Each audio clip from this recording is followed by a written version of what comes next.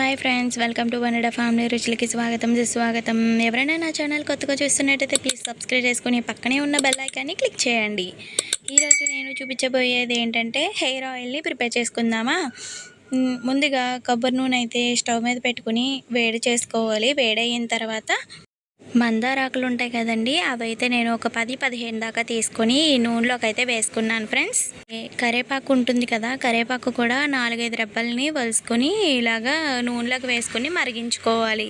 ఇలా వేసిన తర్వాత మనకి విడిచిన పూలైనా పర్వాలేదు, మందార పూలు లేకపోతే వడిలిపోయిన పూలైనా పర్వాలేదండి, అవి కూడా తీసుకొని ఇలా ఆయిల్లోకి వేసుకొని బాగా మరగనివ్వాలన్నమాట. ఈ ఆయిల్ చాలా బాగుంటుంది.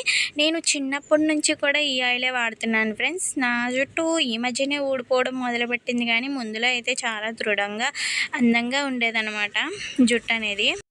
ఈ కాలంలో కూడా ఇంకా హెయిర్ ఆయిల్ అయితే ప్రిపేర్ చేసుకుంటున్నారా ఇంట్లో? నాకు తెలిసి ఎవరు ఇంకా ఇంట్లో ప్రిపేర్ చేసుకోరేమో, ఎందుకంటే బయట మనకి సూపర్ మార్కెట్లో దొరకందంటూ ఏదీ లేదు కదా, అందరూ తెచ్చేసుకుంటారేమో అని నా ఉద్దేశం.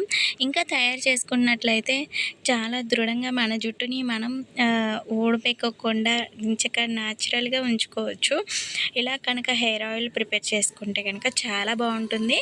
మన జుట్టుకి మనకి కూడా చాలా బాగుంటుంది. మనం కాసిన తర్వాత ఈ రంగు చూడండి ఎలా ఉంటుందో, చాలా బాగుంటుంది. ఇలా బాగా మరగాలన్నమాట ఆయిల్లోనూ.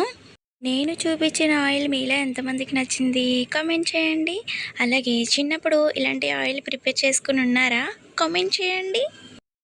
ఒక్కసారి ఇంట్లో ఇలా ప్రిపేర్ చేసుకుని పెట్టుకున్నట్లయితే ఆయిల్ అనేది ఎన్ని సంవత్సరాల పాటైనా అలానే ఉంటుందన్నమాట.